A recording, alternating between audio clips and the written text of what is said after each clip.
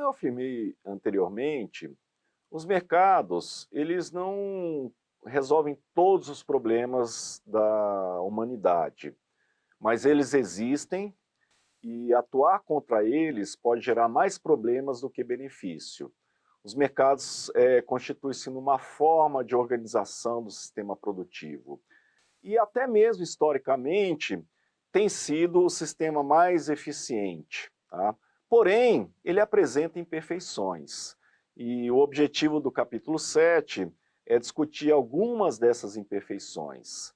No capítulo, eu considero três conceitos, né, que estão relacionados a essas imperfeições. O conceito de bens públicos, o conceito de externalidades e o de assimetria de informações. Vamos começar com os bens públicos. Os bens públicos são aqueles que não são possíveis ser ofertados pelo mercado. Por quê? Porque eles têm uma característica interessante. Um bem público é aquele bem em que o meu consumo não exclui a possibilidade de que outra pessoa possa consumir o mesmo bem ou serviço. Né? E existem dois exemplos bem considerados, né? Que é, por exemplo, sinalização de trânsito e segurança pública. Né?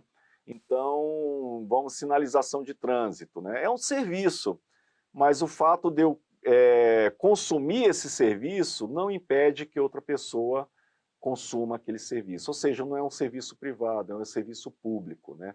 Mesma coisa a segurança pública.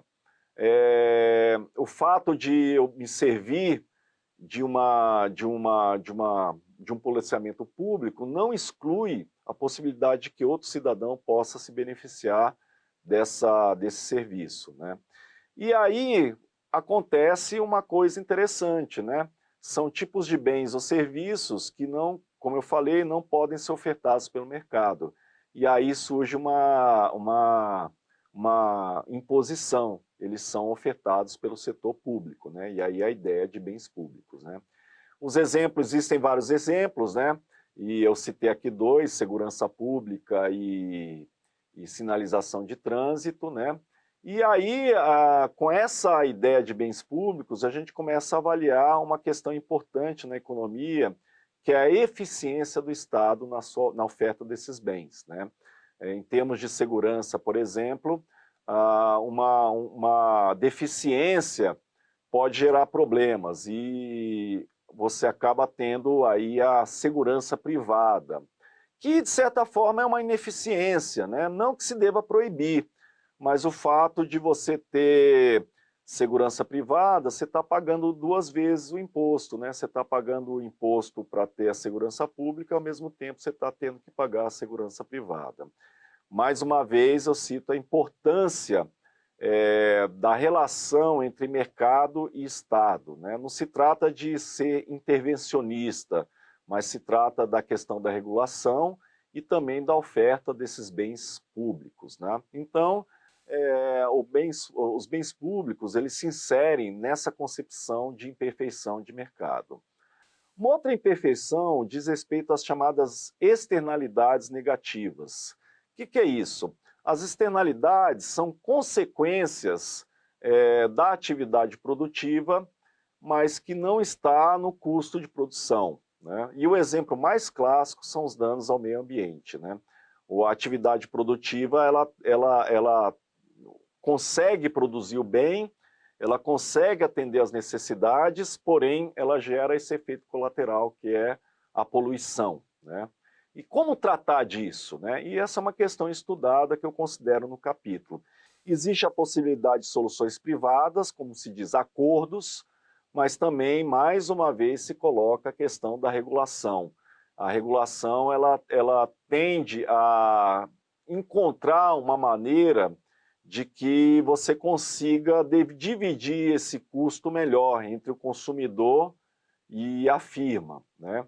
E aí você tem vários exemplos, tem um exemplo bem interessante que eu cito no capítulo, que são a utilização de sacolas plásticas na cidade de São Paulo, que é uma regulação que faz com que você tenha uma utilização mais racional dessas sacolas plásticas que causam muitos danos ao meio ambiente, né?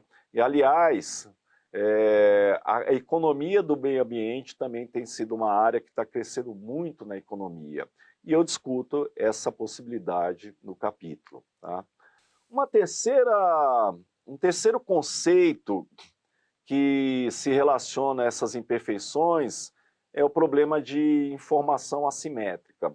Quando eu apresentei a estrutura concorrência perfeita, eu falei da hipótese de informação perfeita e simétrica para os agentes envolvidos, ou seja, todas as informações estão disponíveis, sem custo nenhum, para os agentes que transacionam bem e serviço. Porém, em inúmeros exemplos práticos, essa simetria não existe. O que acontece é que, numa relação entre consumidores e produtores, um detém uma informação privilegiada que não é compartilhada pelo outro. Para entender melhor a questão da simetria de informação, torna-se necessário considerar o contrato, né, a relação contratual, né? Então, você tem, numa relação contratual, dois lados, né? Então, antes do contrato, você pode ter o problema de seleção, de assimetria de informação, né? Onde uma das partes que vai estabelecer o contrato, ela tem informações privilegiadas que não é compartilhada pela outra. Quando isso acontece, você tem um problema de seleção adversa, ou seja, é possível que algumas partes do contrato estejam sendo selecionadas de uma forma que, se houvesse informação melhor, elas não seriam selecionadas. Existem muitos exemplos de seleção adversa. Um deles diz respeito ao mercado de automóveis usados, né? Por exemplo, quando você vai comprar um carro usado, você conhece menos da qualidade daquele carro do que o vendedor, né? Então você corre o risco de selecionar carros ruins para compra, né? Um outro exemplo de seleção adversa diz respeito ao mercado de crédito, né? O banco, ele pode selecionar devedores ruins se ele não tem informação da qualidade desses devedores. Existe também o problema de informação assimétrica após a formalização do contrato. Nesse caso, você tem o problema de risco moral, né? O que é o risco moral? A gente pode utilizar mais uma vez o mercado de crédito. Uma vez que você estabelece o contrato, o devedor passa a tomar ações não observadas pelo credor, e essas ações podem prejudicar o pagamento do empréstimo ou a honra do contrato, tá? Bom, como resolver esses problemas, né? Existem várias formas, né? A primeira delas diz respeito ao contrato, né? Como que você estabelece mecanismos contratuais de tal forma que você revele a qualidade, ou caráter, ou a informação de uma das partes contratuais. No mercado de seguro de automóveis, isso é muito comum, né? Num contrato de seguro, existe a franquia, né? Ou seja, mesmo você estando segurado, você toma cuidado com o carro. Existe também os descontos, né?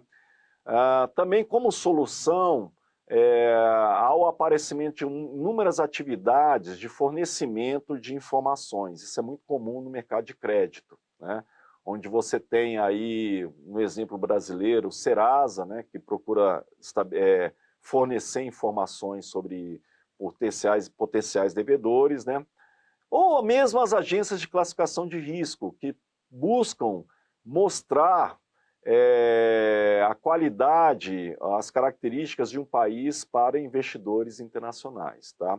Mas também existe a regulação para evitar práticas abusivas, ou seja, a lei pode evitar, né, determinados comportamentos baseados na informação assimétrica, tá? Então, esses exemplos de imperfeições, eu busco mostrar não apenas os conceitos, mas também as formas de superação. As formas de superação podem dar no próprio setor privado, mas elas podem demandar a regulação, ou mesmo a intervenção. mas é importante destacar que a intervenção nos mercados tem que ser tomada com muito cuidado, porque os resultados podem ser piores, né? Então, na apresentação desses 7 capítulos, eu concluo a parte de microeconomia do livro, né? Os próximos capítulos eles vão tratar da outra área, que é a macroeconomia, e é o que eu vou fazer agora no próximo capítulo.